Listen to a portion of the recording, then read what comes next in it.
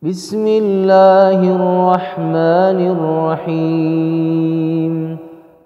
Bismillahirrahmanirrahim. Assalamualaikum warahmatullahi wabarakatuh.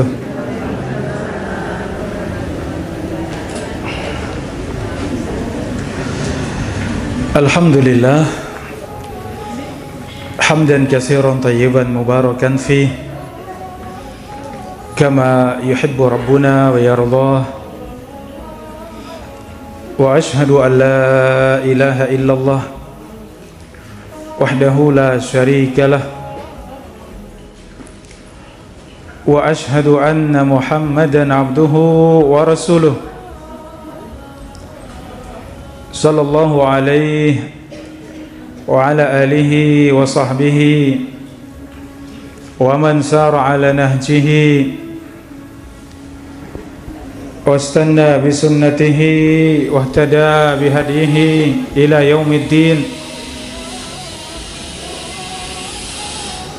Qala Allah Ta'ala fil Qur'anil Karim, ya ayyuhalladzina amanu taqullaha haqqa tuqatih wa la tamutunna illa wa antum muslimun. Wa qala ta'ala, ya ayyuhalladzina amanu taqullaha wa qulu qawlan sadida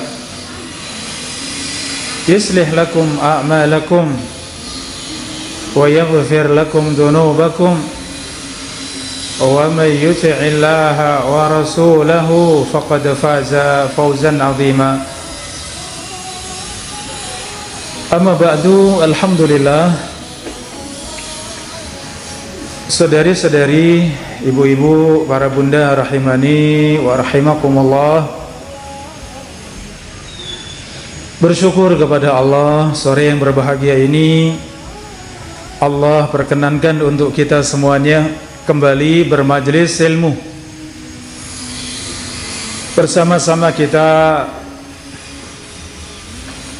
tafaqquh fid din. Rasulullah sallallahu alaihi wasallam bersabda, talabul ilmi faridatun ala kulli muslim. Menuntut ilmu merupakan perkara fardu atas setiap muslim, termasuk di dalamnya adalah muslimah. Maka kita memohon kepada Allah Subhanahu wa taala, Allahumma rzuqna ilman nafi'an wa rizqan thayyiba wa amalan mutaqabbala. Allahumma 'allimna ma yanfa'una wanfa'na bima 'allamtana wa zidna ilma. Ya Allah, ajarkan kepada kami ilmu yang bermanfaat dan berikan untuk kami manfaat dari ilmu yang kami pelajari, dan tambahkan untuk kami ilmu. Saudari-saudari, para bunda rahimakumullah, sore yang berbahagia ini kita kaji bersama fikih, di mana pada pertemuan sebelumnya kita sudah selesaikan bahasan tentang haji dan umrah, termasuknya adalah beberapa keutamaan dari kota Madinah, ya, sehingga berbicara tentang rukun Islam, yaitu salat, zakat, puasa dan haji. Kita sudah selesaikan secara ringkas. Insyaallah sore yang berbahagia ini kita masuk fikih muamalah. Ya, kita akan pelajari bersama fikih muamalah. Apa itu fikih muamalah? Yaitu bagaimana kita bermuamalah di dalam jual beli, transaksi, hubungan antara seorang muslim dengan saudaranya dalam urusan harta, dalam urusan dunia. Dari fikih muamalah yang pertama kita bahas bab al-buyu, bab jual beli.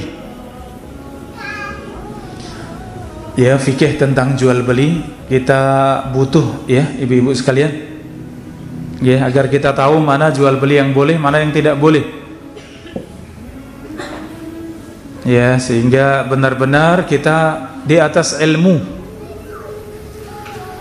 Kita mengetahui mana jual beli yang halal, mana yang haram, mana yang boleh, mana yang tidak boleh, mana yang meragukan. Ya, ini semuanya dibahas dalam babul buyu, di dalam fikih jual beli. Para bunda rahimakumullah, definisi jual beli: akhdhu syai' wa i'ta'u asy-syai'. Jual beli secara bahasa mengambil sesuatu dan menyerahkan sesuatu. Adapun secara syar'i, jual beli tukar menukar harta dengan harta atau jasa yang bermanfaat. Tukar menukar harta dengan harta atau dengan manfaat yang mubah atau jasa yang mubah. Ini para bunda rahimakumullah, kalau dalam kitab fikih muyasar ada ya, yang membawa kitab fikih muyasar, ya ada, menjadi rujukan kita dalam bahasan fikih. Sementara kita semuanya membahas fikih, insyaallah kita selesaikan dari kitab fikih muyasar. Inilah jual beli secara bahasa, menyerahkan, mengambil sesuatu dan menyerahkan sesuatu secara syar'i, tukar menukar harta dengan harta atau manfaat yang mubah atau jasa yang mubah.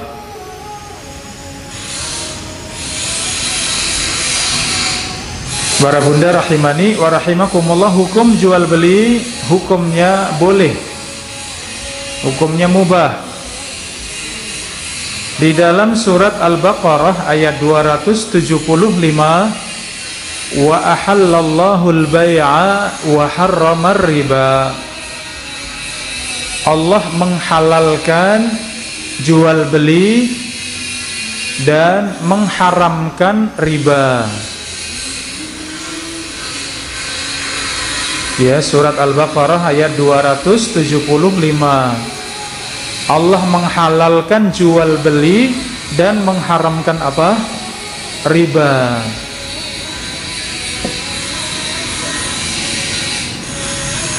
Rasulullah sallallahu alaihi wasallam bersabda, "Idza tabaya'a ar-rajulan faqulu wahidin minhuma bil khiyar ma lam yatafarraqa wa kana jami'an." Jika dua orang sedang jual beli, maka masing-masing boleh memilih selama belum berpisah, selama masih di satu tempat. Ini para bunda rahimakumullah, dalil dibolehkannya jual beli. Dua orang yang sedang jual beli, maka keduanya boleh memilih antara jadi atau tidak jadi. Dua-duanya boleh khiyar. Khiyar itu memilih, ya, selama belum berpisah. Nanti ini kita bahas dalam macam-macam khiyar, ya, macam-macam memilih di dalam jual beli. Pilih jadi atau tidak jadi, jadi beli atau tidak jadi beli, jadi menjual atau tidak jadi menjual. Ini ada fikihnya, ya, ada macam-macam khiyar, insyaallah kita bahas. Saudari-saudari rahimakumullah, adapun rukun jual beli, poin selanjutnya adalah rukun jual beli. rukunnya ada 3. Rukun yang pertama yang bertransaksi, maksudnya penjual dan pembeli, adanya penjual dan pembeli. Rukun yang kedua sesuatu yang dijual. Rukun yang terakhir, yang ketiga, lafadz ijab dan qabul, ya, lafadz ijab dan qabul.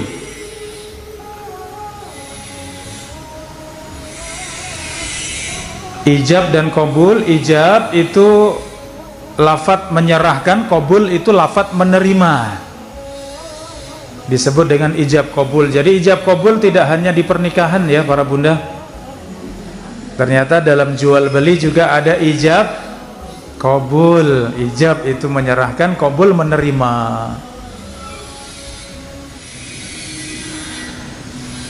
Dan ini ada 2 macam lafadz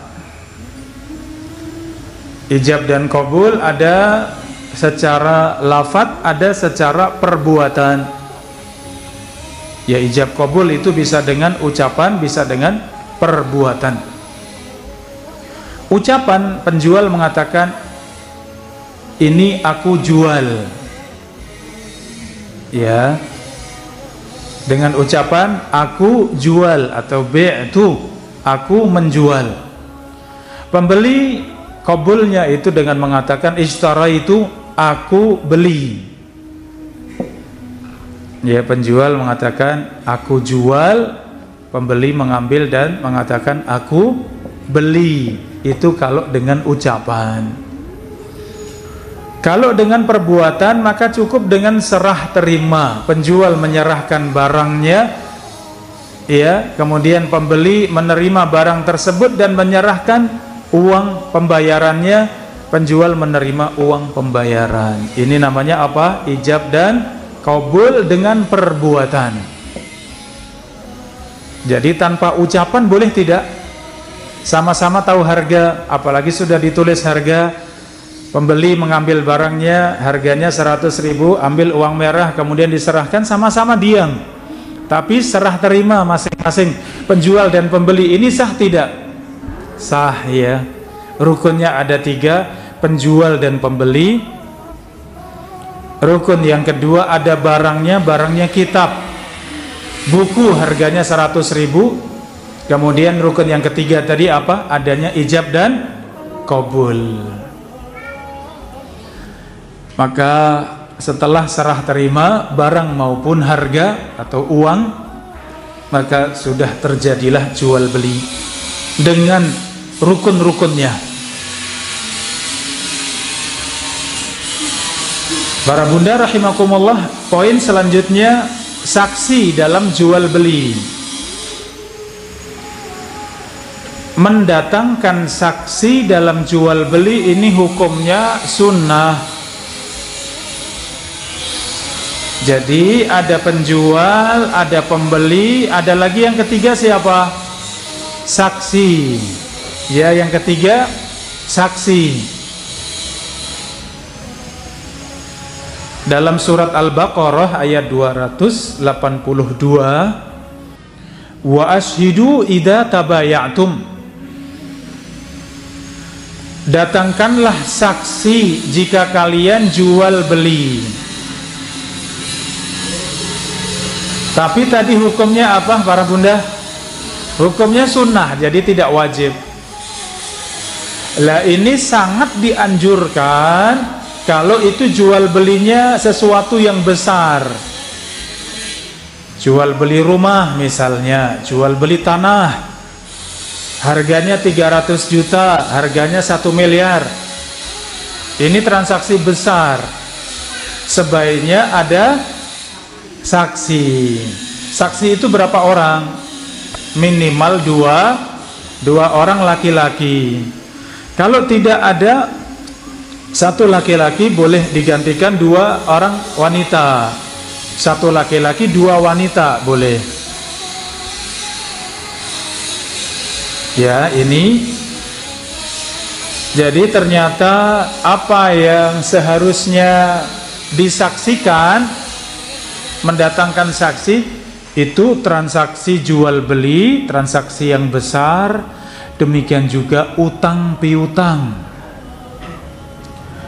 Kalau utangnya 10.000 perlu disaksikan tidak? Ya, kalau ringan monggo, insya Allah aman. Ya, nggak salah paham. Tapi kalau hutang piutangnya hutang 25 juta misalnya, perlu saksi nggak?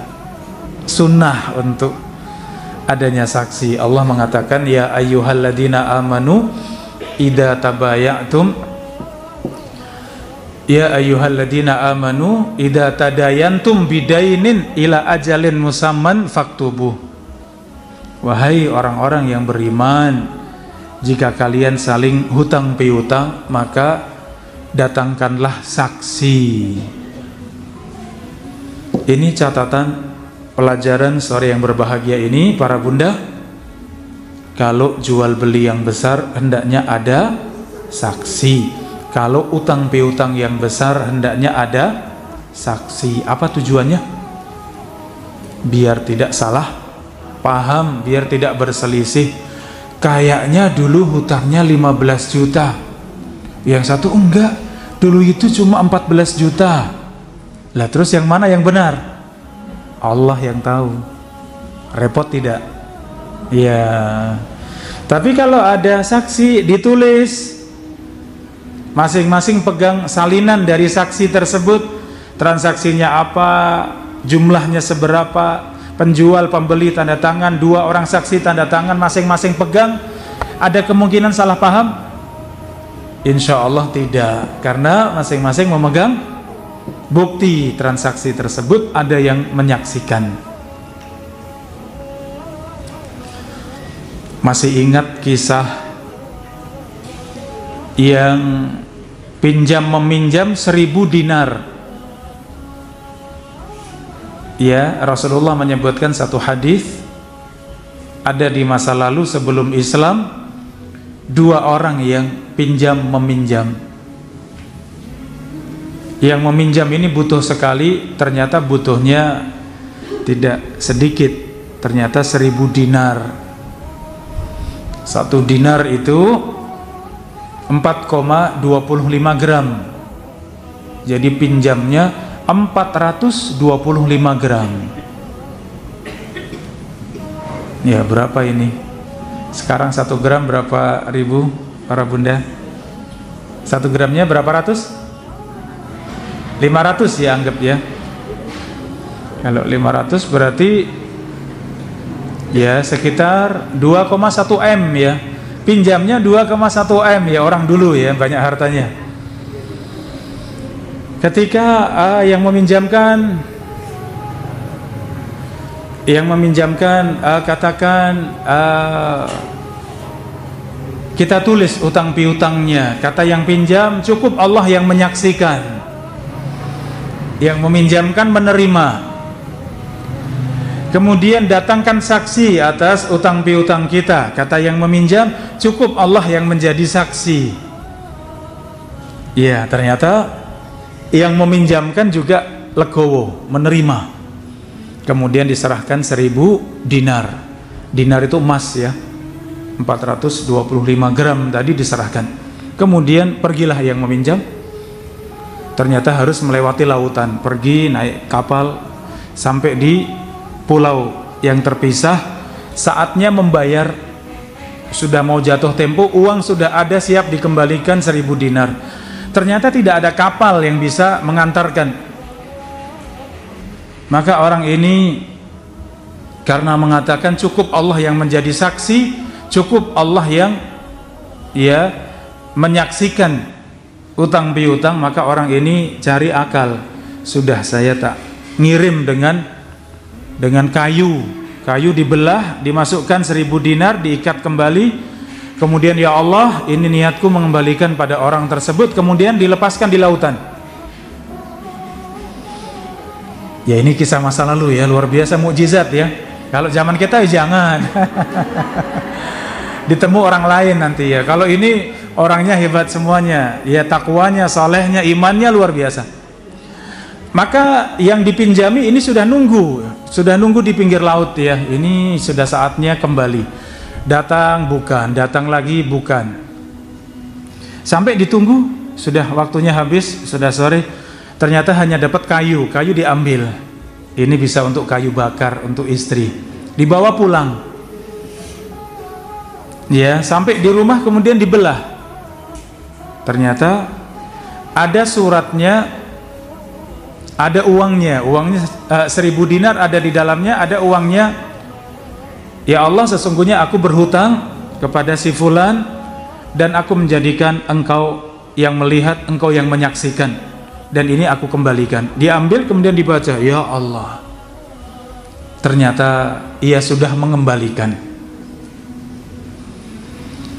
Kemudian yang hutang tadi ternyata baru dapat kendaraan, baru dapat kapalnya. Ia pun berangkat dan masih membawa 1000 dinar, pengen mengembalikan. Jangan-jangan nggak sampai. Ini hebatnya ya. Jangan-jangan nggak sampai, maka ia datang. Ya. Setelah itu kemudian sampailah di tempat tersebut, menemui orang tersebut, kemudian terjadilah dialog. Wahai saudaraku, sesungguhnya aku memohon maaf, aku terlambat, sudah datang temponya untuk membayar, tapi aku, ya Allah yang menyaksikan, aku tidak mendapatkan kendaraan untuk bisa pulang, dan sekarang aku baru bisa. Ini 1000 dinar aku serahkan kepadamu. Mau tidak yang tadi dapat kayu tadi? Nggak mau, makanya sama-sama soleh, ini luar biasa.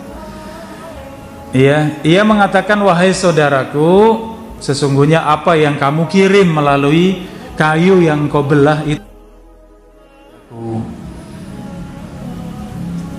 ya.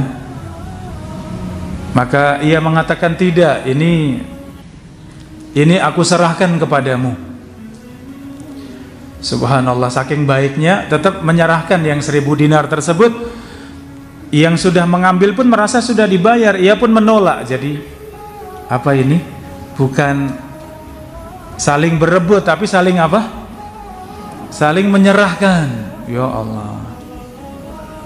Ini hadis yang sahih ya, hadis sahih yang menyebutkan bagaimana amanah di masa yang lalu. Jadi sebelum datangnya Islam juga yang namanya pinjam meminjam, ditulis, adanya saksi dalam transaksi yang besar itu sudah ada di masa lalu sebelum Islam.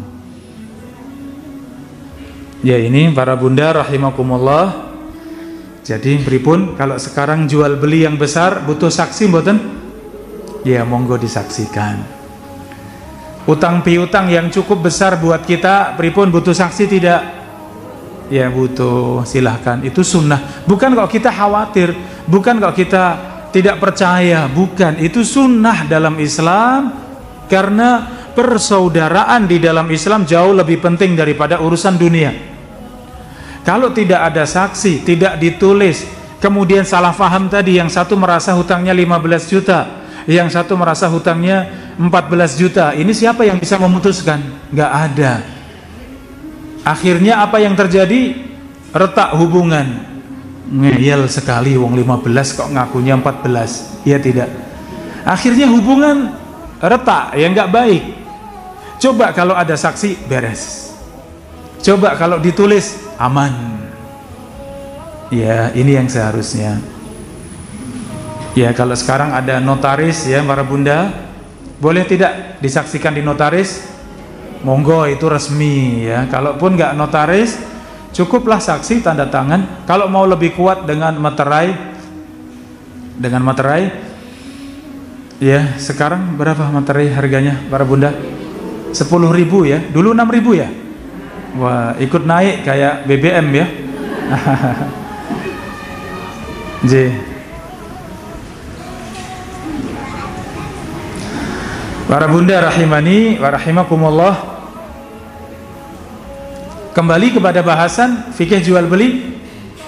Ya, kembali pada bahasan kita fikih jual beli. saksi yang disebutkan dalam surat Al-Baqarah 282.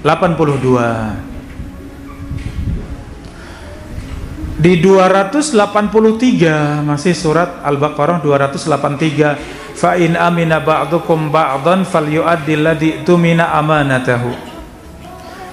Jika sebagian dengan sebagian yang lain saling percaya, maka tunaikan amanah tersebut. Jadi tidak wajib ya mendatangkan saksi, mencatat ya jual beli transaksi, ini tidak wajib.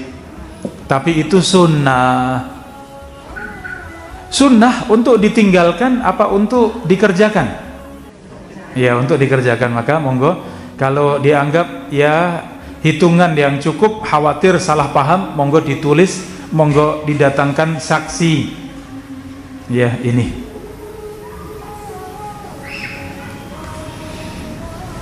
Para bunda rahimani wa rahimakumullah. Bahasan selanjutnya adalah khiyar. Ya, bahasan selanjutnya adalah tadi khiyar.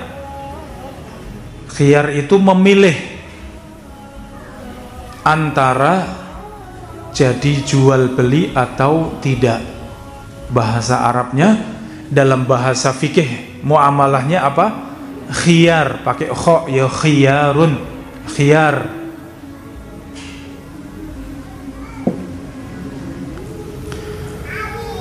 Para bunda rahimakumullah, khiyar ada beberapa macam. Kita dalam fikih muyasar ada 4 macam.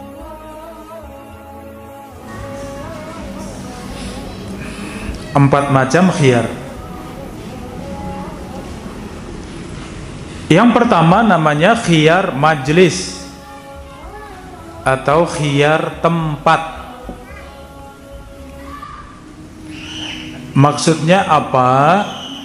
Selama penjual dan pembeli belum meninggalkan tempat transaksi, maka masih boleh memilih jadi beli atau tidak, jadi menjual atau tidak. Apa tadi catatannya? Selama masih dalam majelis atau dalam tempat transaksi. Selama belum meninggalkan tempat transaksi maka masih boleh, walaupun sudah serah terima, barang sudah dipegang, uang sudah diserahkan, tapi masih di tempat yang sama, maka boleh mengembalikan kalau ternyata menyesal. Ini tadi namanya khiyar apa para bunda? Khiyar majelis atau khiyar tempat. Ini para bunda rahimani rahimakumullah. Rasulullah bersabda, al-bay'ani bil khiyari ma lam yatafarraqa. Penjual dan pembeli boleh memilih selama belum berpisah. Penjual dan pembeli boleh memilih selama belum berpisah. Tetap jelas suara para bunda? Dengan kipas angin nggak kalah ya? Enggak, alhamdulillah. Oh, yang belakang macet ya memang. J.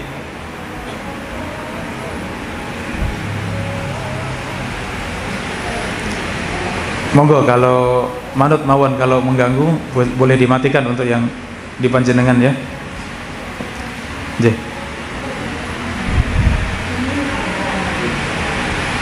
Terlalu kenceng ya suaranya, setengah helikopter ya.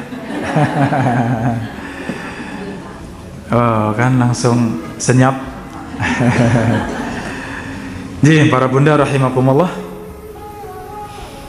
jadi kalau misal tempat transaksinya ada di pasar misalnya, ya penjualnya ada di tokonya, ada di kiosnya, kita di depan kios atau masuk di kios kemudian transaksi.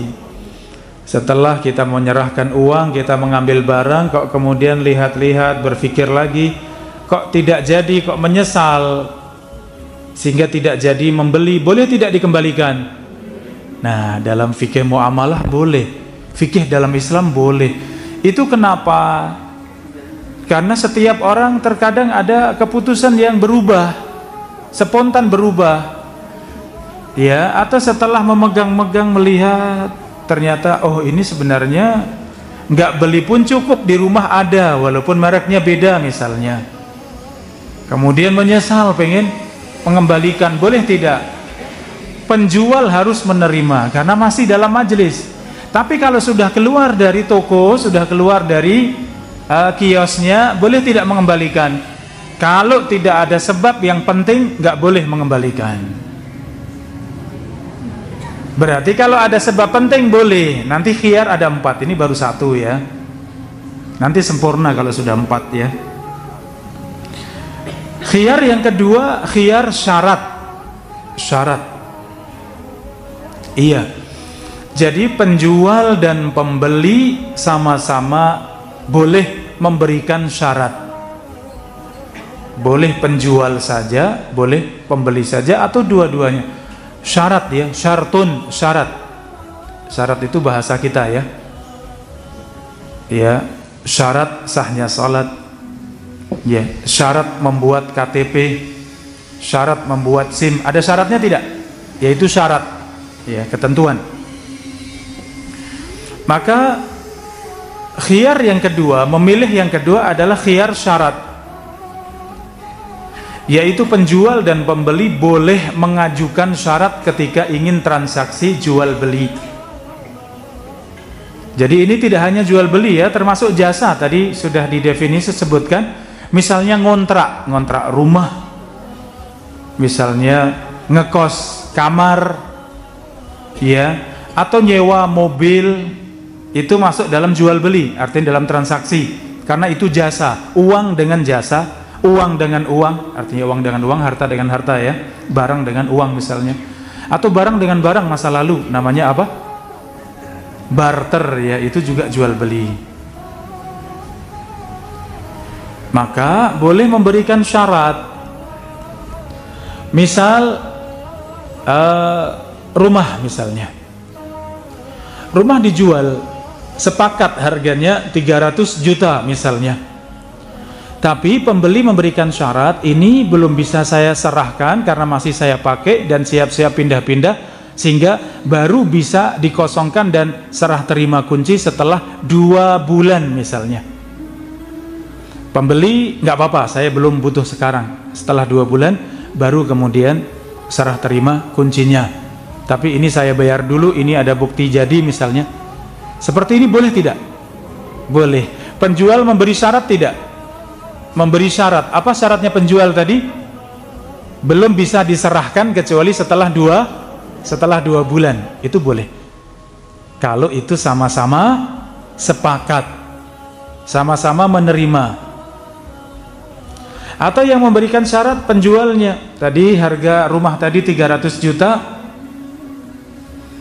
Ternyata pembelinya memberikan syarat, tapi itu 300 juta bersih dengan semua urusan jual beli. Ya, artinya mengeluarkan uang untuk urusan jual beli itu dari pemilik rumah misalnya. Ternyata sepakat, ya sudah, itu boleh dijalankan. Itu namanya apa, para bunda? Syarat ya, namanya syarat. Kalau ternyata tidak sesuai dengan syarat, maka boleh khiyar.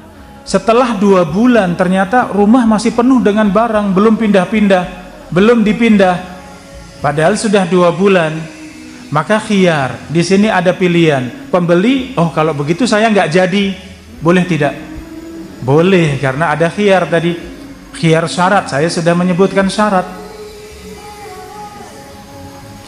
Contoh lain, membangun misalnya. Ini bangunan dengan ukuran sekian, tipenya sekian, semua disebutkan, transaksi jelas, sepakat harga membangun tadi sampai selesai, sampai serah terima kunci itu dengan harga 150 juta misalnya. Dengan jangka pengerjaan itu 6 bulan misalnya. Ya, sepakat, tanda tangan, ada saksinya, kalau perlu dinotaris, sepakat, selesai, dah. Mungkin perlu ditambahkan di situ, kalau mundur setiap 1 bulannya, kerugian waktu mundur tadi ya maka dikenakan denda 10 juta misalnya. Itu bukan riba ya, riba itu jual beli yang nganake, yaitu riba. Tapi kalau ini tadi masuk dalam transaksi akad tadi, akad sewa menyewa tadi, akad jasa ya, maka seperti itu diperbolehkan. Dalilnya kullu syartin laisa fi kitabillahi fahuwa batil. Semua syarat yang tidak sesuai dengan Al-Quran dan Sunnah, tidak sesuai dengan syariat, maka itu batil ya, maka itu tidak diterima. Jadi kalau syaratnya mubah, syaratnya boleh-boleh saja, hal yang wajar yang boleh, tidak melanggar syariat, maka boleh dikerjakan. Ya ini para bunda rahimani wa rahimakumullah. Jadi syarat ya, selama itu bukan syarat yang batil, maka boleh dikerjakan. Kalau ternyata keluar dari syarat, maka boleh untuk khiyar, boleh memilih antara jadi jual beli atau tidak. Jual beli motor misalnya, kemudian mensyaratkan ini motor dalam keadaan sehat, dalam keadaan fit, tidak ada kerusakan yang besar yang berarti. Iya benar, ini motor bagus, motor sehat ya. Kemudian terjadi transaksi harga 8 juta misalnya. Setelah dibawa pulang, baru sampai rumah saja itu ternyata mesinnya sudah suaranya kasar banget. Dibongkar ternyata dalamnya remuk misalnya. Boleh dikembalikan tidak? Ada dua pilihan, boleh mengembalikan dan uang diambil penuh, atau boleh sepakat lagi dengan harga baru. Ada dua pilihan. Dikembalikan, Pak, katanya sehat, katanya bagus, kok sampai rumah rusak semua misalnya, merotoli semuanya misalnya. Enggak, saya enggak jadi, saya enggak mau beli karena ini motor khawatir nanti banyak yang rusak. Kembalikan motornya, ambil uangnya penuh. Boleh tidak seperti itu? Boleh, karena itu syarat apa? Khiyar syarat ya. Atau sepakat, kalau begitu kita mulai transaksi baru lagi. Ini jangan 8 juta, ini parah. Ini cukup, saya beraninya hanya 5 juta misalnya. Penjualnya sudah nggak apa-apa, daripada kelamaan dapat uang, sudah 5 juta. Pripun, boleh tidak seperti itu? Boleh. Ini tadi namanya khiyar apa? Para bunda, syarat. Khiyar yang ketiga, khiyar aib. Khiyar cacat. Khiyar aib. Aib ya, ain ya ba, aib. Aib bahasa kita aib, aib. Khiyar aib ya, bahasa Arabnya pakai ain. Jadi aib itu dari bahasa Arab ya. Aibun pakai ain. Khiyar aib atau khiyar cacat, yaitu penjual dan pembeli boleh membatalkan, boleh memilih atau membatalkan kalau dalam barang jual belinya ada cacat yang berarti. Cacat yang berarti. Nah ini banyak tidak diketahui ya para bunda, karena tadi nggak paham fikih, nggak belajar fikih. Mobil tadi dicat yang bagus, perkakas dalamnya ya, aksesoris dalamnya dibikin bagus semuanya, tapi ternyata mesinnya bobrok misalnya. Sepakat dengan harga, ini mobil bagus, ini apa, dibawa pulang harga 80 juta misalnya. Sampai di rumah dipakai sepekan, 2 pekan, ternyata mesinnya parah. Padahal tahunya di awal tadi itu semuanya baik, mesin juga baik ya. Ketahuan setelah 2 minggu mesin rusak seperti itu, boleh tidak dikembalikan? Boleh, namanya khiyar apa? Khiyar aib atau khiyar cacat. Memilih karena ada cacat. Kembalikan pada penjualnya uang ya, 80 juta harganya diambil, mobil kembalikan, itu boleh kalau cacatnya berarti, cacatnya besar. Kalau cacatnya ringan atau kecil, itu tidak dianggap cacat ya, itu biasa. Sampai di rumah ternyata ada sedikit baret, mungkin kecil 2 cm misalnya, kecil banget, di bagian tersembunyi. Gimana seperti itu? Nggak apa-apa, itu ringan. Ya, dikompon saja beres ya. Misal ya. Ini namanya khiyar aib. Jadi ternyata dalam Islam penjual dan pembeli harus benar-benar jujur. Ya. Al-bay'ani bil khiyari ma lam yatafarraqa. Fa in sadaqa wa bayyana. Kalau penjual dan pembeli dua-duanya jujur, wa bayyana, dua-duanya menjelaskan barang apa adanya. Ini dalam Islam jual beli harus pertama jujur, yang kedua harus menjelaskan. Apa yang dijelaskan? Sesuatu yang besar. Tadi contohnya mobilnya sudah patah-patah, kemudian dilas, kemudian digosok halus, kemudian cat kembali, tertutup. Tapi seperti itu bahaya. Kalau kena lubang agak dalam sedikit aja patah misalnya, dan penjual tahu. Seperti itu dalam Islam harus dijelaskan tidak? Nah, itu yang membuat pembeli kalau itu terjadi itu sangat menyesal. Itu suatu yang besar. Dalam Islam amanahnya penjual, jujurnya penjual, yang seperti itu harus dijelaskan. Rapayu. Ya payu tapi berkah, kata Nabi. Fa in bayyana wa sadaqa burika lahuma, kata Nabi. Kalau penjual jujur, pembeli jujur, maka jual beli mereka diberkahi. Lah, mau dapat uang banyak tidak berkah atau yang lebih sedikit tapi berkah? Pilih mana? Alhamdulillah, solehah semuanya ini ibu-ibu ya. Iya, pilih yang berkah. Itu tidak meninggalkan bekas dalam hati maksudnya. Sudah beli, penjual bilang ini akinya sebenarnya sudah agak lemah, tapi kalau dipakai terus ya masih kuat, kalau sering dipanasi masih kuat, tapi kalau berhenti 3 hari 5 hari mungkin sudah nggak kuat misalnya. Itu dijelaskan. Oh ya nggak apa-apa, nanti gampang, nanti kalau rusak ganti yang baru misalnya. Nah, pembeli sudah tahu kok, ternyata lupa, nggak dipanasin seminggu, dinyalakan nggak bisa nyala. Oh ya memang penjual sudah bilang, alhamdulillah. Ada yang membekas di hati? Tidak. Tapi kalau coba setelah seminggu lupa kemudian dinyalain, nggak nyala-nyala, oh penjualnya, aduh mau bilang apa? Ya mungkin miso-miso mungkin ya. Lah ini kan kalau tidak jujur. Makanya dalam Islam harus jujur, penjual jujur, pembeli jujur. Bahkan menjelaskan barangnya apa adanya. Tapi itu yang besar ya. Tapi kalau yang kecil-kecil, yang ringan, kalaupun ternyata terjadi setelahnya itu ringan, nggak apa-apa, itu nggak usah dijelaskan. Jangan semua dijelaskan, khusus yang besar-besar saja. Dan itu saya sering dapati. Insya Allah kalau kita sebagai penjual jujur, gantian kita jadi pembeli, insya Allah dapat penjual yang gantian jujur. Karena al jaza min jinsil amal, balasan itu sesuai dengan amal kita. Kalau jujur insya Allah dapat orang jujur. Kita sebagai pegawai baik, amanah sebagai pegawai, ketika jadi bos insya Allah dapat juga pegawai yang baik insya Allah. Ya seperti itu. Ketika kita dapat pegawai yang tidak jujur, yang suka ngambil misalnya, ya introspeksi diri, mungkin ini penghapus dosa-dosa saya. Ya sabar ya. Itu sering.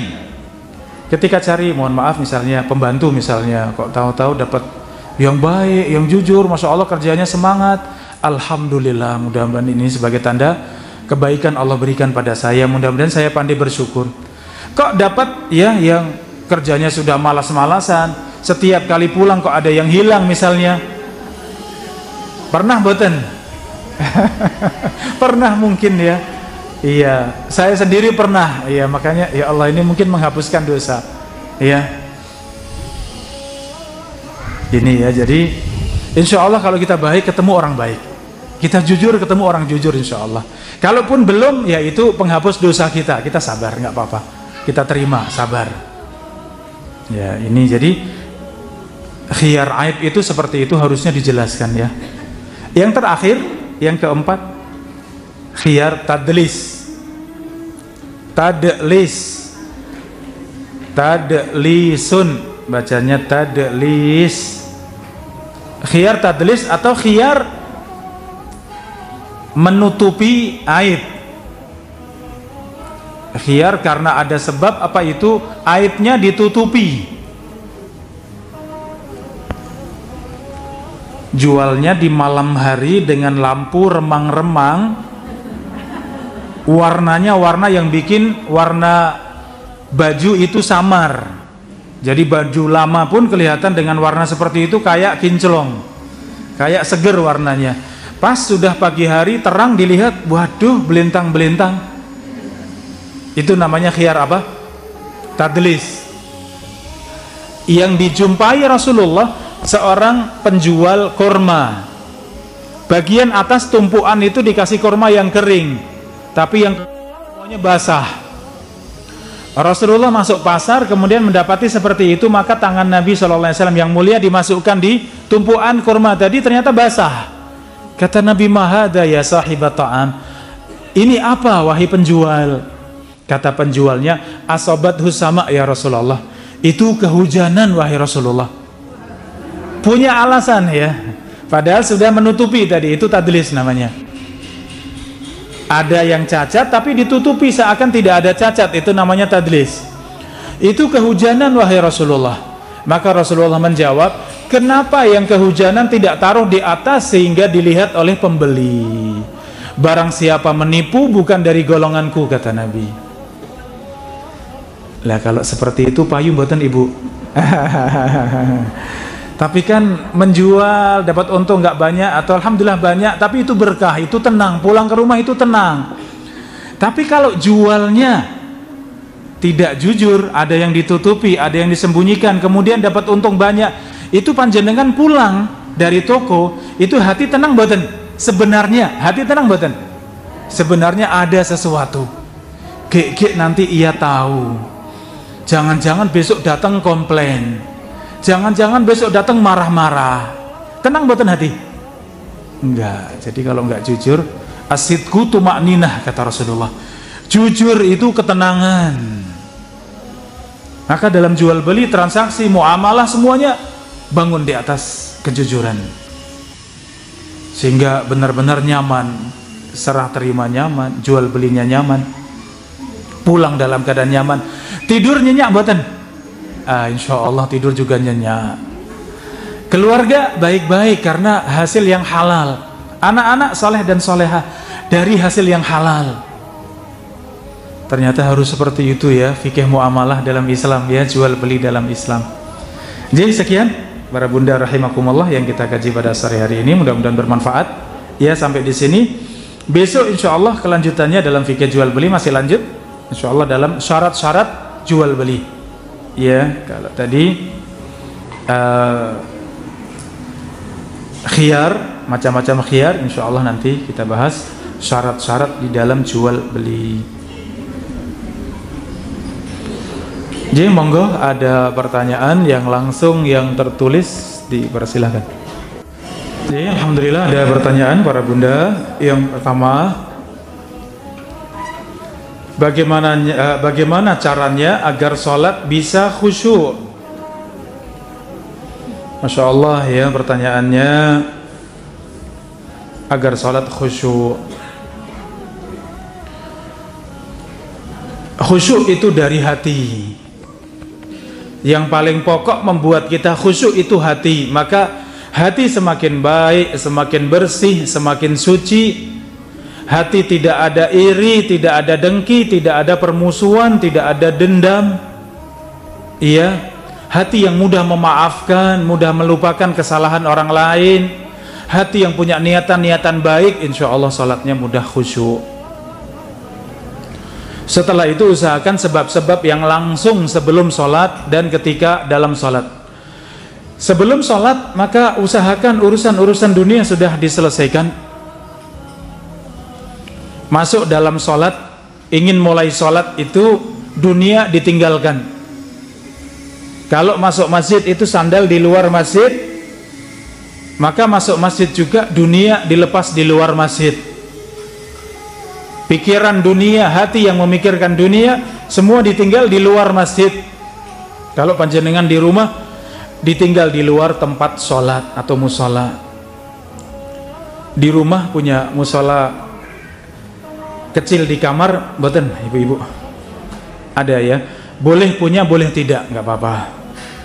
Ya, Kalaupun punya dikhususkan untuk sholat, untuk ibadah boleh. Kalaupun tidak, ya di kamar itu juga dipakai sholat juga nggak apa-apa. Karena Rasulullah bersabda, "Ju'ilat liyal ardu masjidan wa tahuran." Dijadikan semua tempat di atas muka bumi itu sebagai masjid dan tempat untuk bersuci. Ya, jadi ditinggal di luar dunia, masuk ke dalam masjid sudah memikirkan akhirat. Ya, kemudian masuk dalam sholat dalam keadaan tenang. Kalau pengen sholat berjamaah ya jangan ngepres waktunya, qomat baru ke masjid ya terburu-buru. Nanti sholatnya juga pondal-pondal juga, perasaan tidak tenang, tidak khusyuk.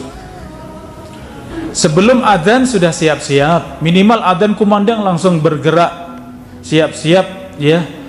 Qomat itu sudah ada di masjid, sudah siap sholat, insya Allah tenang. Masuk dalam sholat juga tenang. Di dalam sholat, ketika sholat, maka usahakan untuk terus khusyuk. Apa itu khusyuk? Hati dan pikiran itu bersama sholat.